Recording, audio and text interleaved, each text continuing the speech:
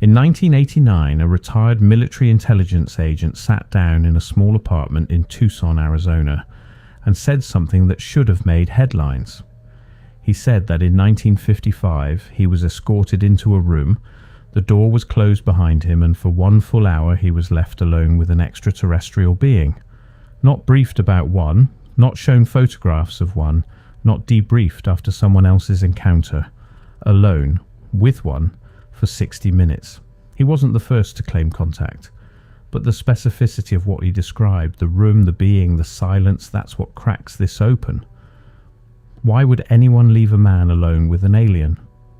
The encounter itself is where we have to start, not the politics around it, not the career that preceded it, not the decades of silence that followed. The encounter.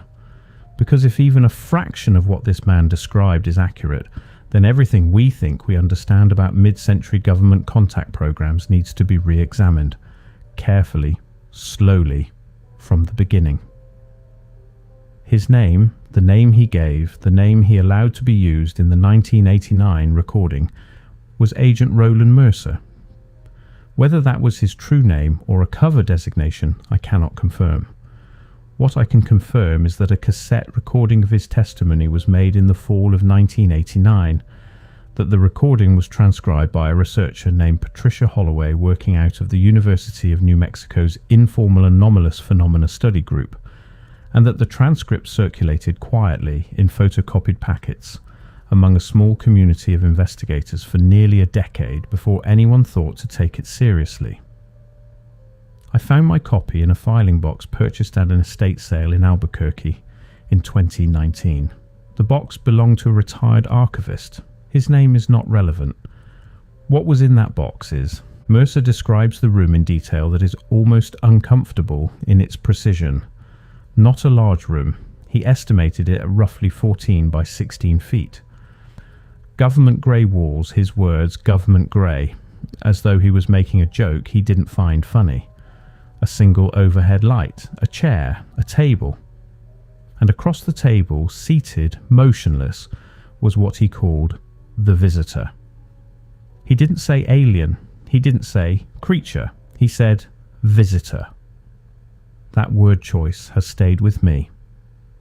The being was seated when Mercer entered. He does not know how it arrived in the room. He does not know if it was escorted, restrained, or whether it arrived under its own volition. He was told only that he would have 1 hour, that he should not attempt physical contact, and that a recording device in the room would be active for the duration. Then the door closed. Then he was alone.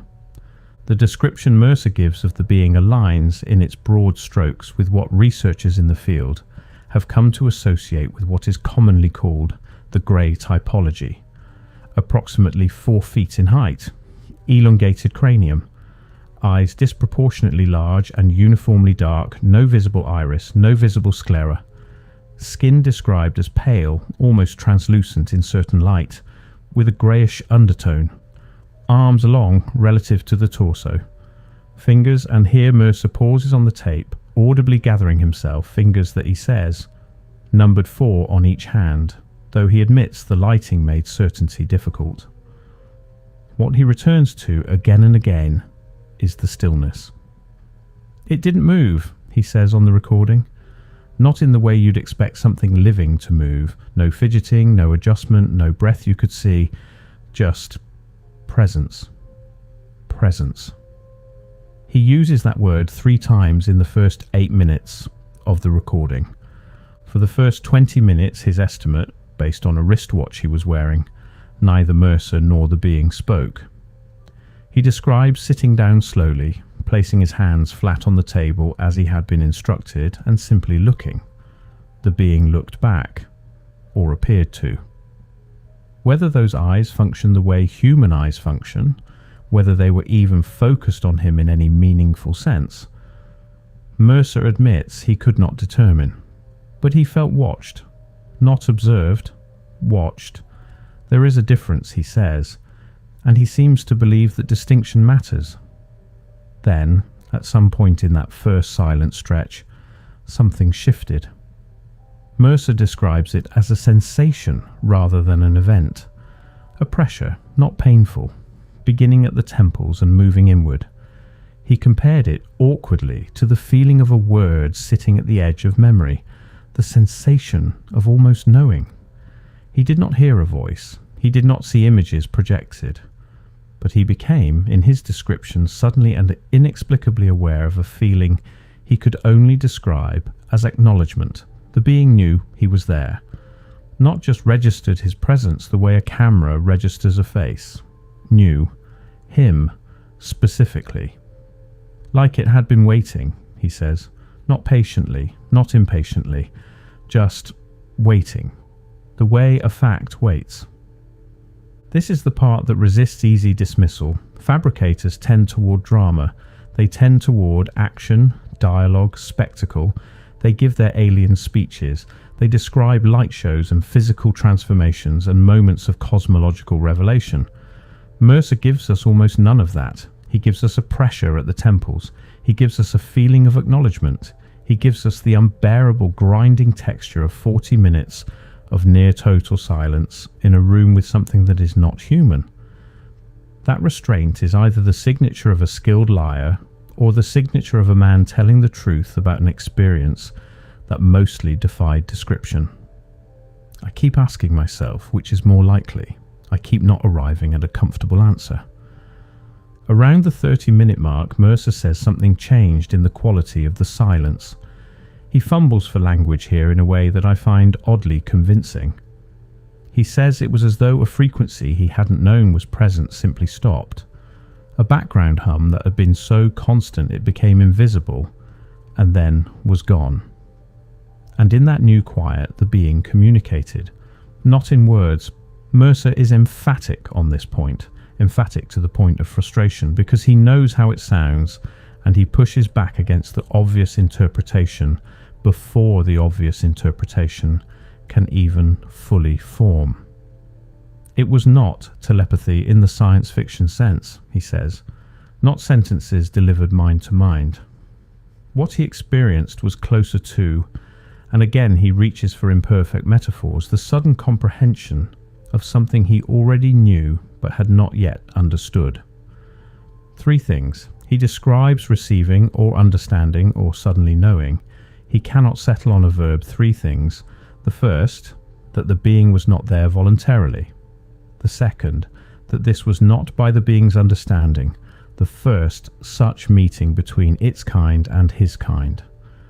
The third, and this is where Mercer's voice on the tape changes in a way I cannot fully describe, drops half an octave, slows, becomes almost ceremonial. The third was something he refused to state directly. He said only that it concerned time, not history, not the future. Time itself as a phenomenon, as a condition. And that what was communicated on that subject was something he had spent 34 years trying to find human language adequate enough to contain. He never found it. He died in 1993. The adequate language, if it exists, died with him. What I want you to sit with is this. Mercer is not alone. Not in the specific facts of his account. Those are, to my knowledge, singular. But in the shape of his account, in the texture of it. Because when I began pulling on threads adjacent to the Mercer transcript, I found other accounts from other individuals from other decades that share a structural similarity that becomes difficult to attribute to coincidence. A former civilian contract employee who worked in a facility in the Nevada desert in the early 1960s described in a letter to his brother retrieved from a private archive, a moment during which he was left unattended, in what he called the observation annex for a duration he estimated at 45 minutes. In the annex, he wrote, was the passenger, his term seated at a low platform, motionless, watching.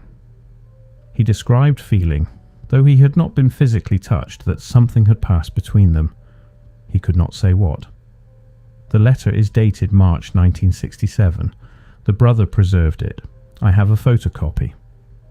In a separate account, this one recorded by a researcher in Flagstaff, Arizona in 1977, involving a woman who had worked as a transcriptionist for a government medical subcontractor. The language is different, but the experience rhymes, an encounter, a room, a being that did not move, a silence that felt active, a communication that arrived not as language but as sudden knowing, a piece of that knowing withheld, or unable to be fully transmitted, or impossible to hold in human memory. Not once, not twice, 3 accounts, 3 decades, 3 different contexts. The pattern holds with unsettling consistency. Here is where the official version begins to fracture. If these encounters happened, and I am not claiming they did, I am asking what it would mean if they did, then they imply the existence of a structured, ongoing program of some kind, a protocol. Because you do not simply leave a human being alone with an extraterrestrial entity by accident. You do not construct a 14 by 16 foot room with a table and a chair and an overhead light and a recording device and then wander off for an hour through negligence. Someone decided that Mercer should be in that room. Someone decided that he should be there alone. Why alone? That's the question I keep returning to. Why not accompanied? Why not observed through a one-way glass by a team of psychologists, linguists, behavioral analysts? Why not a controlled multi-person protocol with redundant documentation? Why one man? Why 1 hour? Why? And I want you to feel the weight of this. Why with the door closed? Mercer himself addresses this on the tape. He says he asked before he entered the room why he was the only one going in. The answer he received from an individual whose rank he describes only as above anything I'd seen a uniform hold was this. It asked for one.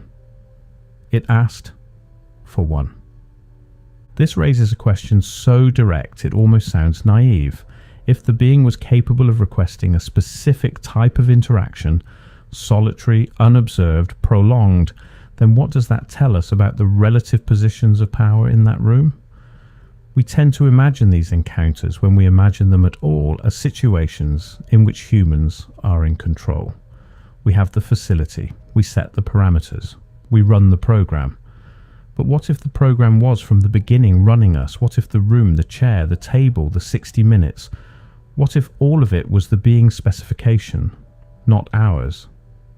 What if we built the room it requested and called it our facility and told ourselves we were in charge because the alternative was too destabilizing to absorb? I'm not making that claim. I'm asking what we do with the testimony of a man who was told, in plain language, that the entity in the room had made a request and that the request had been honoured. The 1989 tape itself is a document worth examining carefully, because what is absent from it is as telling as what is present. Mercer is not prompted at any point in the recording with leading questions. Patricia Holloway's voice appears occasionally, asking for clarification on specific details, the dimensions of the room, the sequence of events, the nature of the wristwatch, whether there were windows, but she does not suggest, she does not lead. The account that emerges is his, shaped by his own memory and his own choices about what to include. And what does he choose to include? Not triumph, not fear exactly. He mentions nervousness early on, but dismisses it almost immediately as irrelevant to what followed.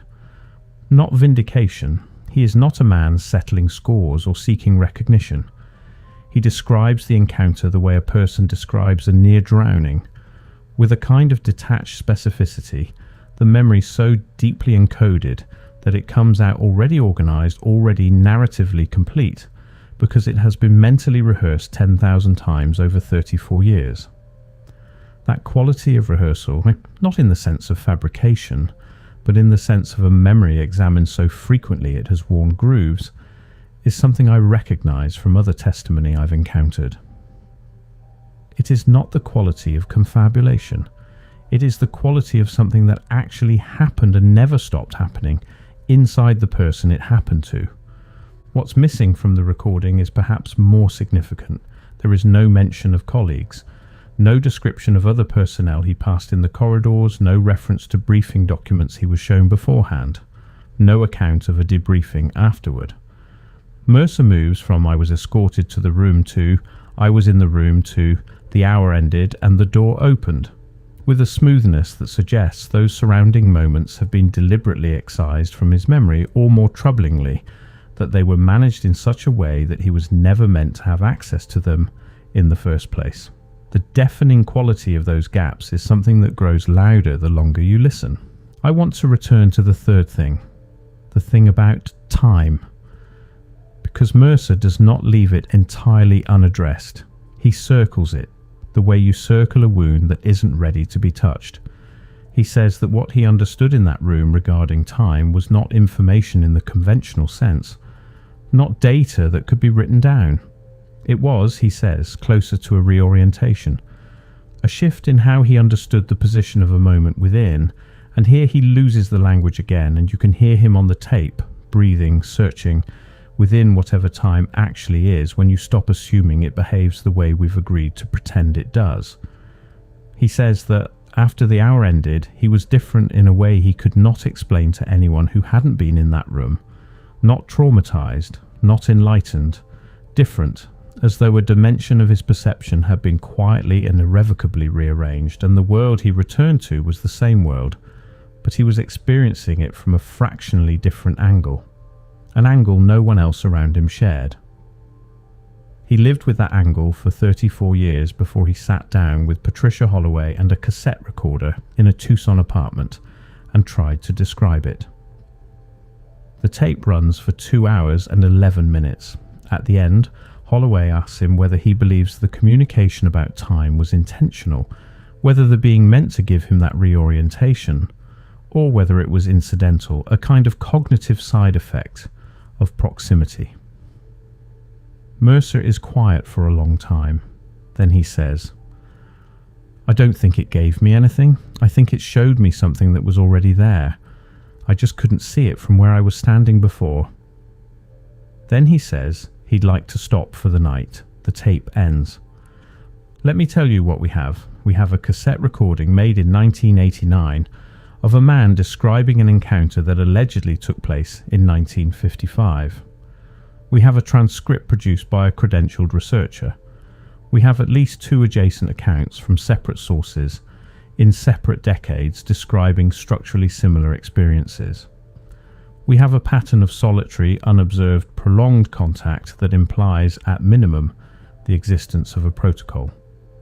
We have a piece of communicated information concerning the nature of time that the witness could not adequately translate into human language and carried unspoken to his death. We do not have the recording device that was active in the room. We do not have any documentation of Mercer's clearance level, his assignment, his chain of command, or his presence at any facility in 1955. We do not have Patricia Holloway's original case notes. She passed away in 2004. Her files were not preserved. We do not have the name of the facility. We do not have the city.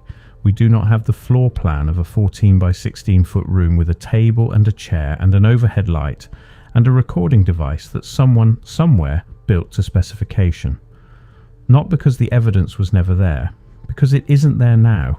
And once you begin to understand how much isn't there, how complete the absence is, how it has exactly the shape of something that was deliberately removed, you cannot look at what remains the same way.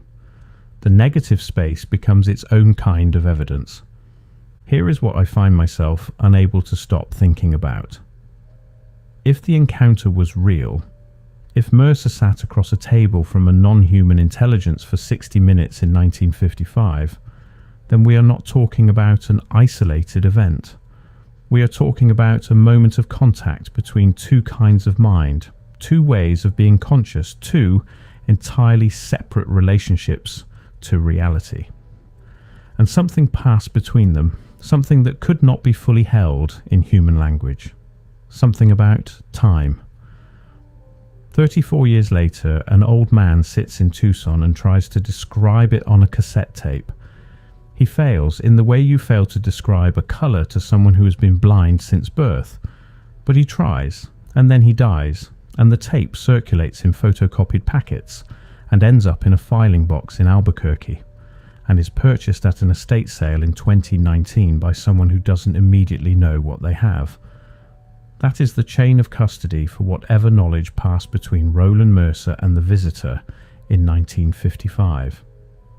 That is how humanity stores the things it cannot officially acknowledge, in boxes, in attics, in the memories of people who are told, explicitly or implicitly, that what they experienced cannot be discussed.